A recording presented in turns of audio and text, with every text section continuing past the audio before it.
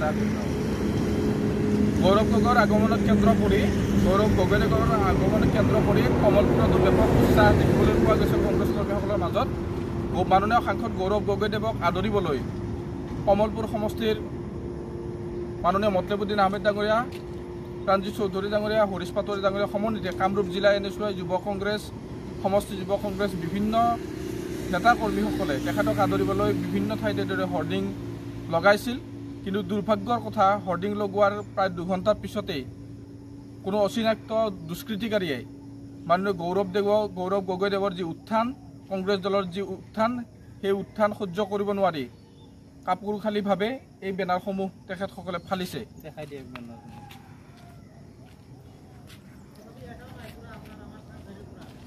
হয়, আমি পুনৰবাৰ যেতিয়া এই পথসমূহলৈ চাবলৈ আহিলোঁ তেতিয়া দেখিবলৈ পালোঁ আমাৰ যিসমূহ হৰ্ডিং আছিল প্ৰায় 90% হৰ্ডিং ইয়াতে আৰু যিখিনি আছে তাক ফালি থোৱা হৈছে। গতিকে আমি ইয়াৰ পৰাই বুজিব পাৰিলোঁ যে গৌৰৱ গগৈ ডাঙৰীয়াৰ আগমনত গৌৰৱ গগৈ ডাঙৰীয়াই কংগ্ৰেছ দলৰ সভাপতি হিচাপে নিযুক্তি হোৱাৰ পিছত কংগ্ৰেছ দল যি পুনৰুজ্জীৱিত ৰূপত শক্তিশালী ৰূপত ৰাইজৰ কণ্ঠ হিচাপে আগবাঢ়ি আহিছে, ৰাইজৰ সমস্যাসমূহক লৈ কংগ্ৰেছ দলে দিবলৈ আৰম্ভ কৰিছে, সেই ক্ষেত্ৰত বিৰোধী দল হতাশ হৈছে। আৰু সেই হতাশা আৰু ক্ষোভৰ এই বহিঃপ্ৰকাশ তেখেতসকলে কিছু অচিনাক্ত দুষ্কৃতিকাৰীয়ে আমাৰ এই বেনাৰসমূহ ফালি তেখেতসকলৰ নিজৰ যি মানসিকতা, সেই মানসিকতাৰ পৰিচয় দাঙি ধৰিছে।